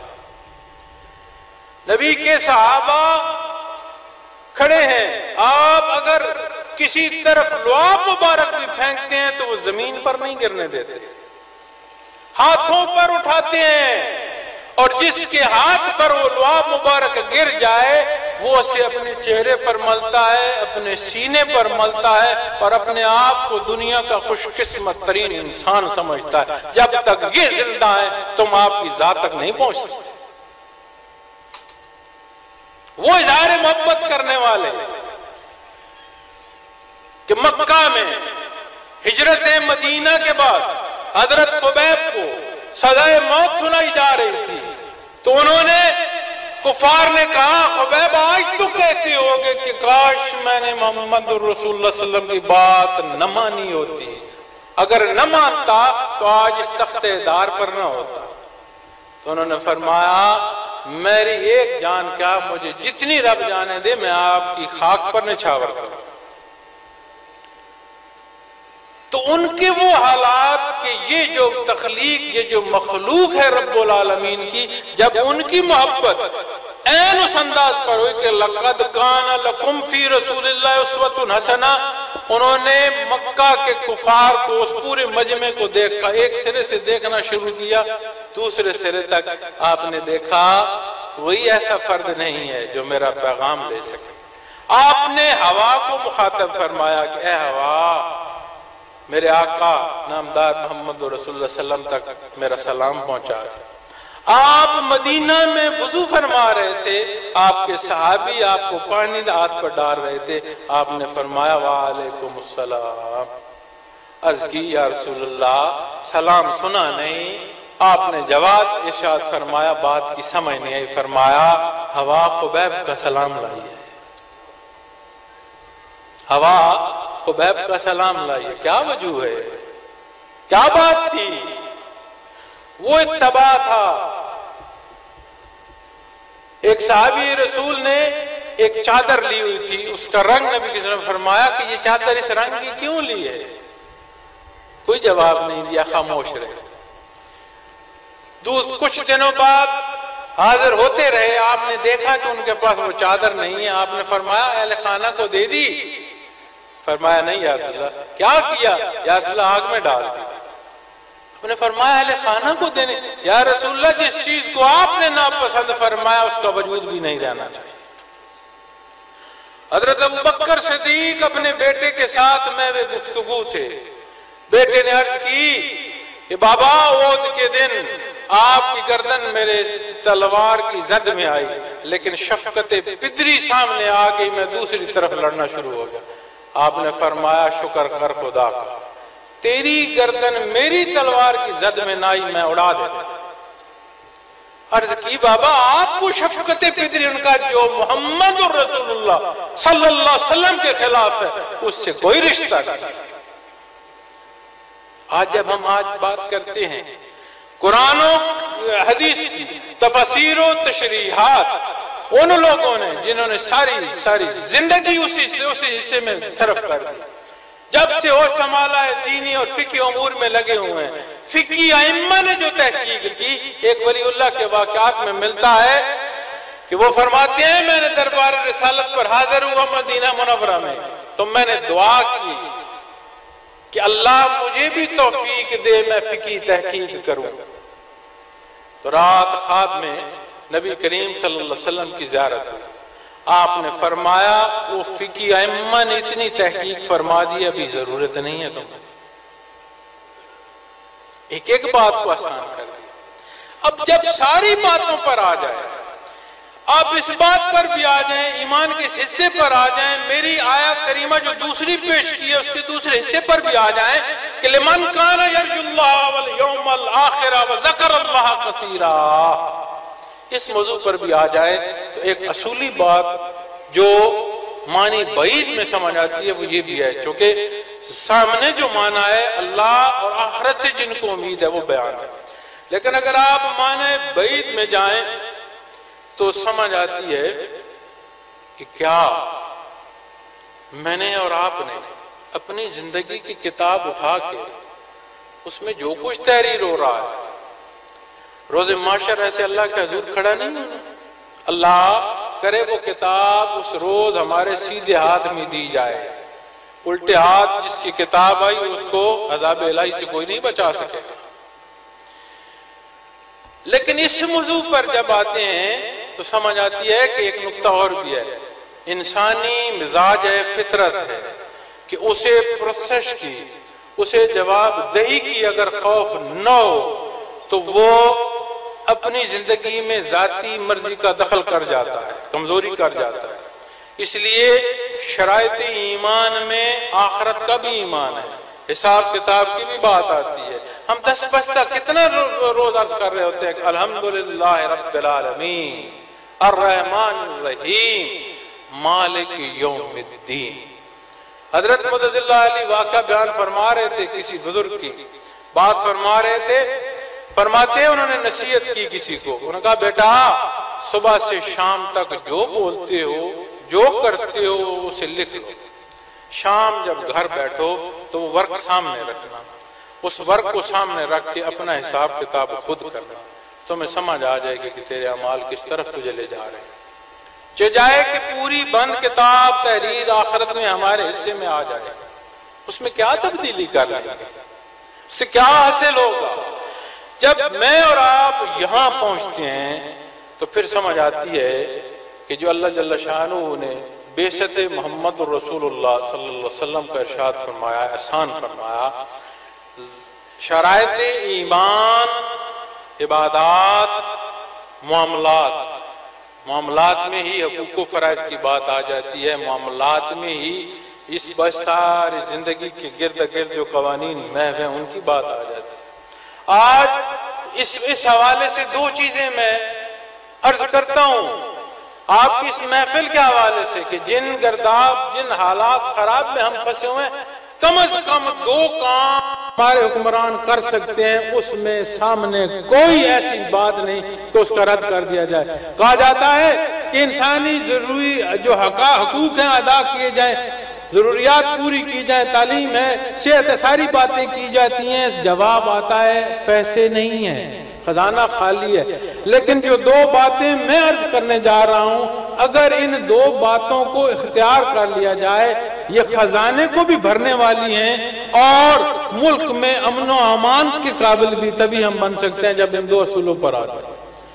آج ڈرتے ہیں کہ اسلامی قانون کی بات کی جائے تو شاید اس سے کیا حاصل ہو، خدا رہا۔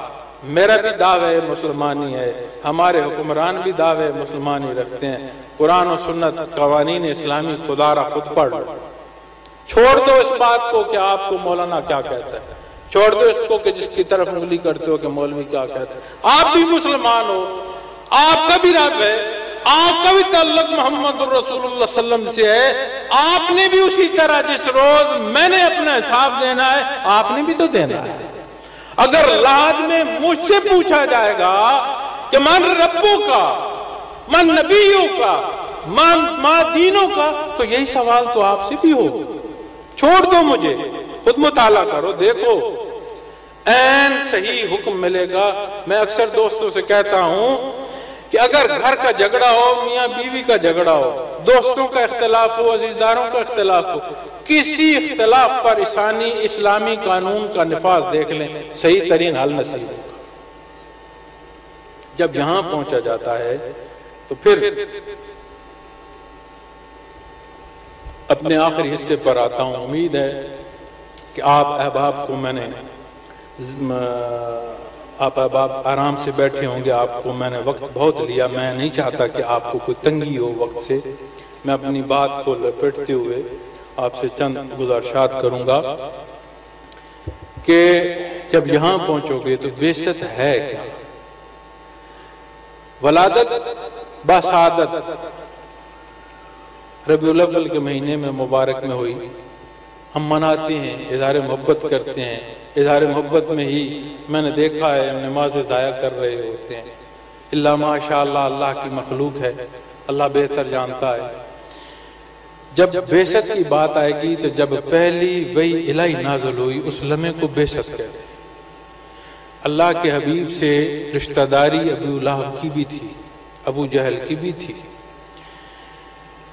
ابو جہل وہ جسے نبی صلی اللہ علیہ وسلم نے فرمایا میرے وقت کا فرعون موسیٰ کے فرعون سے بڑا ہے، چونکہ جب فرعون کو غوطہ آیا تھا تو اس نے موسیٰ علیہ السلام کو پکارا تھا کہ اے موسیٰ میں تیرے رب کو ایسے مانتا ہوں جیسے تو ماننے کا حکم دیتا ہے، اور جب اسے طے کیا جا رہا تھا تو اس نے کہا تھا گردن ذرا نیچے سے کاٹنا، سروں میں سردار کا سر پہچانا جانا چاہیے، اس حد تک اس کے اندر کرختی تھی۔ ابو لہب نے آپ کی ولادت بسعادت پر جس خاتون غلامہ نے اسے اطلاع دی اسے آزاد کر دیا تھا کہ جاؤ میں نے تجھے آزاد کیا، اس لیے کہ اس نے نبی کریم صلی اللہ علیہ وسلم کی ولادت کی خبر دی۔ لیکن پہاڑی مکہ کی وہ گواہ ہے کہ جب نبی کریم صلی اللہ علیہ وسلم نے دعوت حق ارشاد فرمائی اس نے رد کیا، اس رد میں جواب رب العالمین نے دیا کہ تبت یدا ابی لہب وتب ما اغنى عنه ماله وما کسب۔ اس کا جواب اللہ رب العالمین میری اور آپ کی جو اظہار محبت ہے، جو میں نے اور آپ نے قبر میں لاد میں اترنا ہے اور نبی کریم صلی اللہ علیہ وسلم کی ذات اقدس کے حوالے سے سوال ہونا ہے کہ حاضر رجل میں نے اور آپ نے جو قیامت کے دن شفاعت محمد الرسول اللہ صلی اللہ علیہ وسلم کا طالب ہونا ہے، رشتہ کیا ہے؟ لَقَدْ مَنَّ اللَّهُ عَلَى الْمُؤْمِنِينَ إِذْ بَعَثَ فِيهِمْ رَسُولًا مِّنْ أَنفُسِهِمْ۔ امت محمد رسول اللہ صلی اللہ علیہ وسلم وہ رشتہ ہے جو ہمیں اللہ جل شانہ نے اپنے حبیب سے عطا کیا۔ اب یہ وہ بیج ہے جسے خالصتاً اپنے دل میں ڈالنا ہے، اپنے قلب میں ڈالنا ہے، کیونکہ وہی الہی کی بھی جب بات آئی علی قلبک آئی، نبی کریم صلی اللہ علیہ وسلم کی جیسی ذات اللہ نے پیدا نہیں فرمائی۔ آپ کا ظاہری وجود کے اوصاف ایک ایک وصف وجود کے ایک ایک حصے کا وہ ہے جو اور کسی کا اللہ نے پیدا نہیں فرمایا اور ہو نہیں سکتا۔ کیا آپ کا ذہن عالی اس ضمن میں ارشاد نہیں ہوتا کہ اللہ کا قرآن آپ کے ذہن مبارک پر نازل ہوا؟ علی قلبک، آپ کے قلب پر نازل ہوا اللہ کا کلام۔ اب ضرورت اس امر کی ہے کہ میرا اور آپ کا وہ رشتہ جو محمد رسول اللہ صلی اللہ علیہ وسلم سے ہے، اسے ہم وہ بیج اپنے قلب میں بوئیں۔ کیا ہوگا؟ نہیں حالات بدلتے، نہیں تبدیلی آئے گی۔ کیا سدا میں نے بھی رہنا ہے؟ کیا سدا آپ نے بھی رہنا ہے؟ جو ہم سے پہلے تھے کیا وہ آج رہتے ہیں؟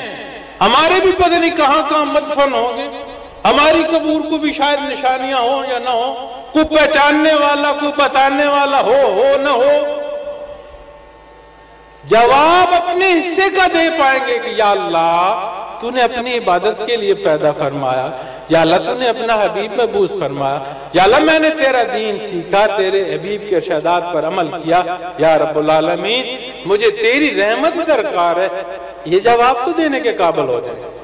اب جب آخری حصے یہاں ہم پہنچتے ہیں تو ایک شعر حضرت کا بڑا خوبصورت ہے، آپ کی نظر کرتا ہوں کہ جسم و جان عقل و خرد قلب و نظر، جسم و جان عقل و خرد قلب و نظر، پاس جو کچھ ہے تمہارے نام ہے، اپنا ظاہر باطن آقا نامدار صلی اللہ علیہ وسلم کے قدموں میں ڈال دو، ساری دنیا بھی آسان ہوگی، آخرت بھی آسان ہوگی۔ اور دو اصول جو میں حکومت وقت کو عرض کرنا چاہ رہا تھا، اللہ نے ٹیکس جو زکوٰۃ کا نظام لاگو فرمایا امت پر، وہ ہم سب کسی پریشر کے بغیر خود دے رہے ہوتے ہیں۔ اگر حکومت وقت اس کلیکشن کو صحیح ترین کر لے، وفاق سے لے کر آن گراؤنڈ سسٹمیٹک کر لے، اور اپنے ثقافتی طائفوں کے لیے اس کا مصرف روک دے جو ناچ اور گانے بیرون ملک جاتے ہیں، یا سیاسی رشوت سے روک لے، آپ یقین مانیں اتنا ریونیو اکٹھا ہوگا۔ آج سے کوئی تقریباً 12-15 سال پہلے حضرت نے 6 کھرب ٹیکس تھا، اس وقت 6 کھرب بجٹ تھا، حضرت نے ایک شہر کا اسیسمنٹ کرائی تھی، اس شہر میں جو سرکاری بجٹ ملتا تھا اس سے 10 گنا زیادہ پیسہ اکٹھا ہوتا تھا۔ وہیں سے مدارس بھی چل سکتے ہیں، وہیں سے تعلیم بھی چل سکتی ہے۔ پوری قوم مقروض ہے، کیا قرض داروں پر زکوٰۃ نہیں لگتی؟ آپ یقین مانیں کہ جس روٹی کو ہم ترس رہے ہیں وہ عام ہو جائے، جس روٹی پر اربوں روپے ہم تندوروں میں ڈال رہے ہیں اس کی ضرورت نہ لے، لوگ خود اتنی آسائش میں آ جائیں کہ وہ خود مملکت خدا داد کی مدد کے قابل ہو جائیں۔ آج بڑا مخصوص طبقہ ہے جو زندگی کی ان آسائشوں کو حاصل کر رہا ہے جو اس دنیا میں ہیں۔ آج بے شمار لوگ ایسے ہیں جو اپنی خواہشات ضروریات کے حوالے سے بھی پوری نہیں کر پاتے۔ کیا گرد و پیش نہیں دیکھتے؟ اچھا، آخری حصے پر جب پہنچ گیا یہاں، عدل وہ حصہ جو معاشرے کو انتظامی امور پر قائم رکھے گا، نظام زکوٰۃ صحیح طریقے سے بنایا جائے۔ ہم نے 12 گورنمنٹ کو بھی دیا ہے بنا کر، ہمارے پاس بھی موجود ہے کہ اگر اسے کیا جائے بے شمار ریونیو اکٹھا ہوگا۔ یہ 2 عمومی باتیں جن کے جواب میں کوئی نہیں کہہ سکتا کہ ہمارا خزانہ خالی ہے، یہ انتظامی امور کے حوالے سے آتی ہے۔ پھر جب بات تاریخ پاکستان کی گئی، قرارداد کی گئی، ملک کی گئی، حالات کی گئی، جب بات دین اسلام کی گئی، کون کہتا ہے کہ میں نے آج جو عرضی کی ہیں آپ سے یہ میرے علم میں اضافہ ہے؟ علماء کرام نے حق ادا کر دیا ہے ہم تک دین اسلام پہنچانے کا۔ اجماع امت اللہ کا احسان ہے کہ ہم تک دین اسلام پہنچا رہے۔ آج جب کسی چیز کا یہ نہیں کہہ سکتے کہ کوئی نئی بات پتہ چلی تو پھر میں اور آپ اسے اختیار کیوں نہیں کر رہے؟ جب یہاں آؤ گے تو پھر اس حصے کی بات آئے گی کہ جس آیہ کریمہ میں رب العالمین نے فرمایا کہ وَذَكَرَ اللَّهَ كَثِيرًا، جس ضمن میں میں نے حدیث مبارکہ پیش کی کہ لا تقوم الساعة حتى لا يقال في الارض اللہ اللہ، کہ دار دنیا میں اس وقت تک قیامت قائم نہیں ہوگی جب تک آخری اللہ اللہ کرنے والے موجود ہیں۔ یہاں جب پہنچو گے تو پھر سلاسل تصوف کی بات آئے گی۔ میرے محترم مدر بھائی، اپنے شیخ کا تعارف کراتے ہوئے جو آپ دیدہ ہو رہے تھے، جو اس حوالے سے صوفیاء کی آپ کے سامنے واقعات بیان کر رہے تھے، جو سلاسل تصوف کی باتیں کر رہے تھے، یہ وہ تعلق ہے جو آپ کو بارگاہ رسالت تک بھی رسائی عطا کرے گا، اور یہی رستہ ہے حصول رضا الہی۔ سلسلہ نقشبندیہ اویسیہ وہ واحد سلسلہ ہے جس کا تسلسل حضرت ابوبکر صدیق رضی اللہ تعالیٰ عنہ کی ذات سے چلتا ہے۔ باقی تمام سلاسل تصوف حضرت علی کرم اللہ وجہ الکریم کی ذات سے چلتے ہیں، جن سے ہمارا خونی رشتہ بھی ہے۔ کسی جگہ بات ہو رہی تھی تو کسی نے بات حضرت علی رضی اللہ تعالیٰ عنہ کے حوالے سے کی، تو میں نے عرض کی کہ اللہ کا احسان ہے کہ اللہ نے ہمیں آپ کی ذات کے توسط سے محمد رسول اللہ صلی اللہ علیہ وسلم سے بھی خونی تعلق عطا فرمایا ہے، لیکن سلاسل تصوف یہاں سے چلے۔ اور حضرت ابوبکر صدیق وہ ذات ہیں کہ ان اللہ معانا، یہ ارشاد صرف آپ کے لیے ہے۔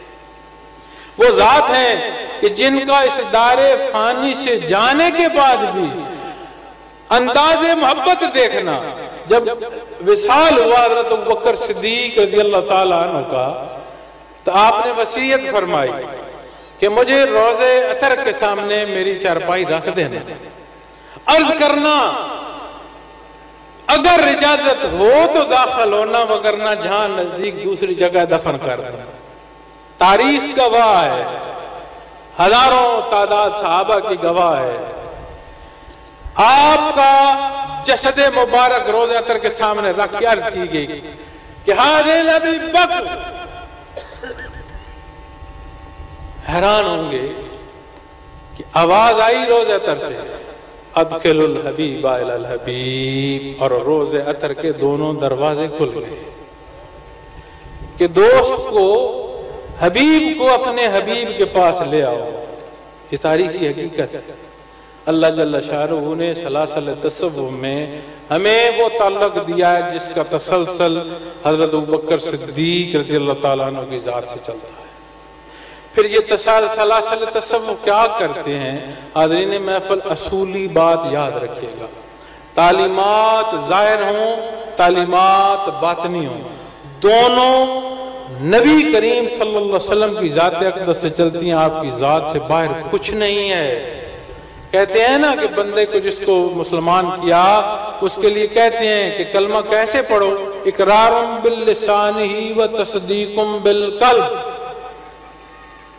اقرار باللسانی تک تو میں آپ پہنچ گئے، قرارداد مقاطس بھی مان لی، آج کے حالات بھی مان لی، اپنا مسلمان ہونا بھی مانتے ہیں، دعویٰ بھی ہے، دین اسلام کی ایک ایک بات اذان ہوئی۔ مجھے اب خوف ہے کہ میں وقت زیادہ طویل نہ لوں، ہماری جماعت کا وقت آئے گا۔ جب یہ بھی سارا معلوم ہے تو پھر وجہ کیا ہے کہ ہمارا بیج کیوں کمزور ہے؟ پھر بات آتی ہے سلاسل تصوف کی، جو کیفیات قلبی پر بات کرتے ہیں، جو ذکر اسم ذات کراتے ہیں، اور اس ذکر اسم ذات سے وہ حضوری حاصل ہوتی ہے جو حدیث جبرائیل میں ہے کہ اعلیٰ ایمان کا حصہ کیا ہے کہ اللہ کی عبادت اس طرح کرو جیسے تم اللہ کو دیکھ کر کرو۔ انت عبد اللہ کانک تراہ فإن لم تکن تراہ فإنہ یراک۔ اگر یہ نہیں حاصل تو ادنا یہ ہے کہ اللہ تو تجھے دیکھ رہا ہے۔ میں اور آپ حاضرین اسٹیج، حاضرین محفل، محترم خواتین و حضرات، ہم سب ایک دوسرے کے روبرو ہیں۔ کیا ہمیں اس محفل کا لحاظ ہے؟ حال ہم ان آنکھوں سے دیکھ رہے ہیں جو دھوکہ کھا جاتی ہیں. باہر ایسا ہوا ہم نے دیکھا کہ وہ انسان کو آ رہا ہے, تھوڑے نزدیک گئے تو سمجھ آئی درخت ہے. وہ آنکھیں ہیں جو دھوکہ کھا سکتی ہیں, وہ شعور ہے جو دھوکہ کھا سکتا ہے, لیکن ایک دوسرے کی موجودگی کا احساس ہے جو اس محفل کا لحاظ کر رہے ہیں. تو اس لمحے جب ہم جو غلطیاں کرتے ہیں, ایمان کا وہ حصہ کہاں جاتا ہے کہ میرا اللہ حاضر ناظر ہے؟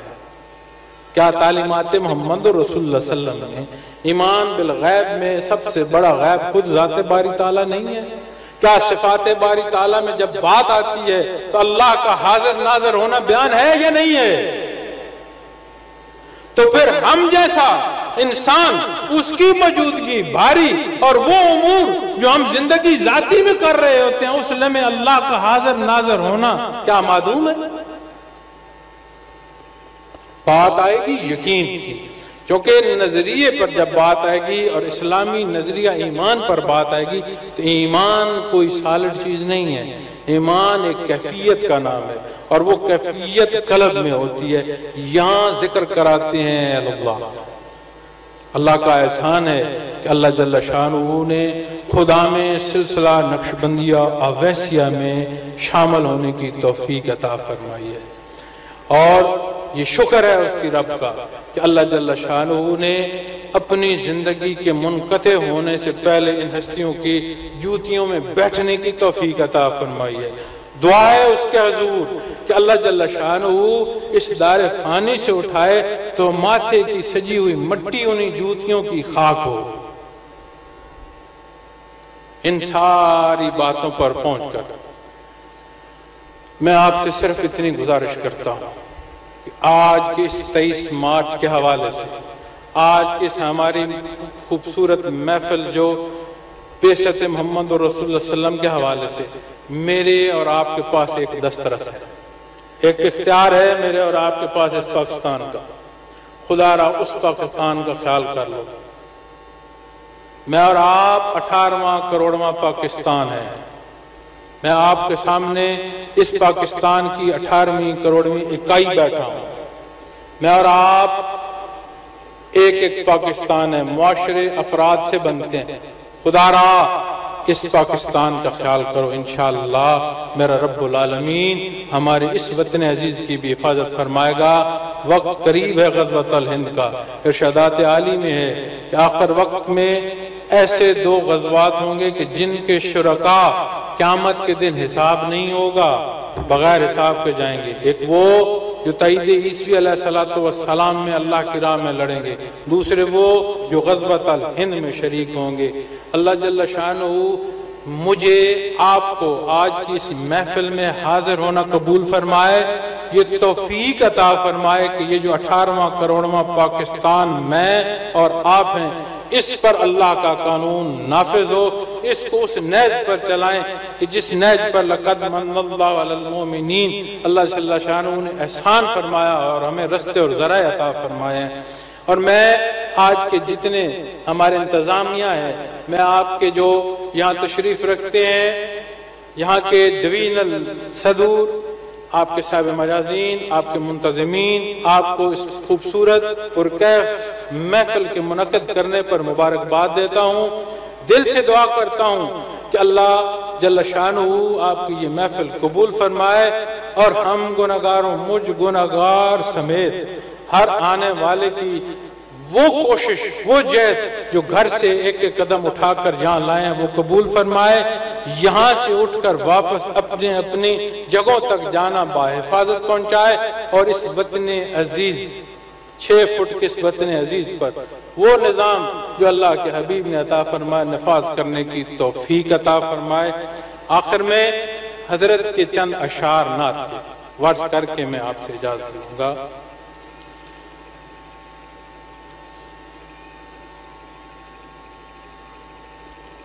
حضرت نے بہت خوبصورت نعت لکھی ہے.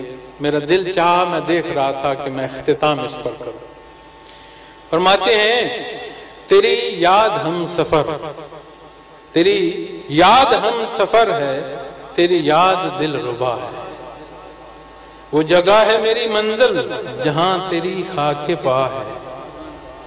تیرے نور سے ہیں روشن میری راہیں دو جہاں میں، تیرے نور سے ہے روشن میری راہیں دو جہان میں، تیرا نام بن کے سورج دل میں چمک رہا ہے، تیرے راستوں میں ہر جا، تیرے راستوں میں ہر جا بکھرے ہوں چاند جیسے، دیکھے نظر سے دل کی وہ تیرا نقش پا ہے۔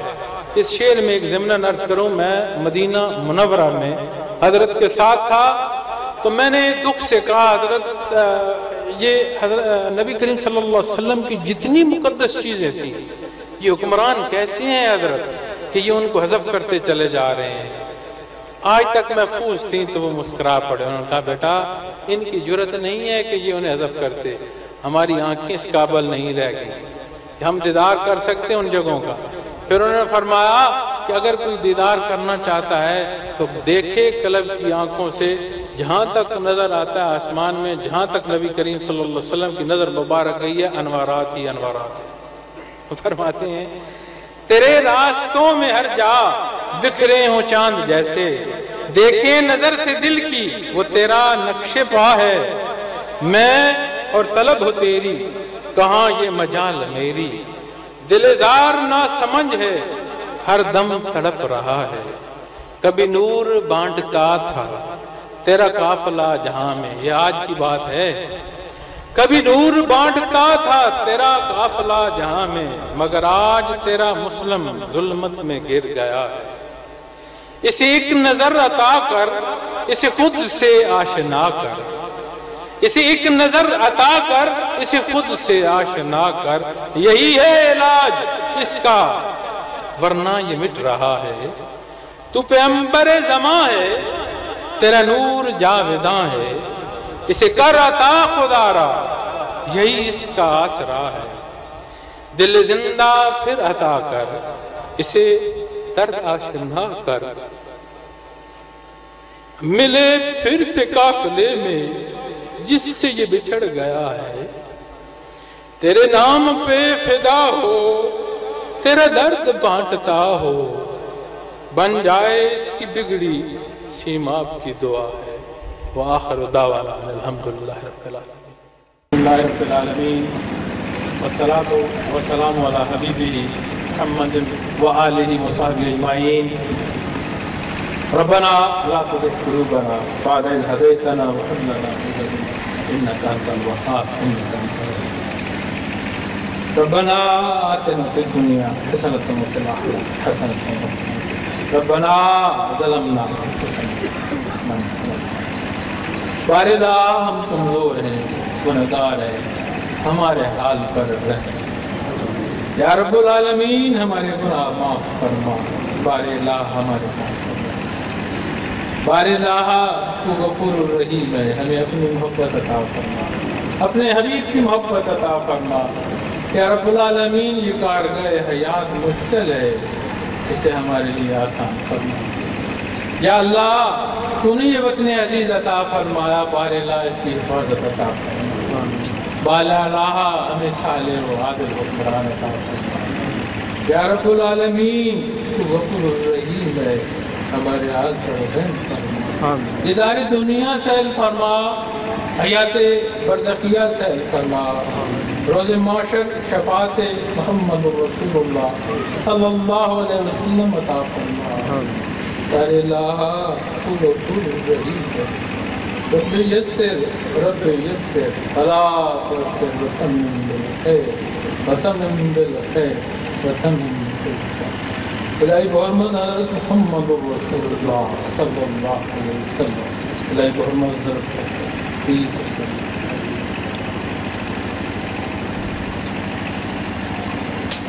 حضم فکر ختم خاتم، وصلی اللہ تعالی علی خیر خلقہ وآلہ وصحبہ اجمعین برحمتک یا ارحم الراحمین۔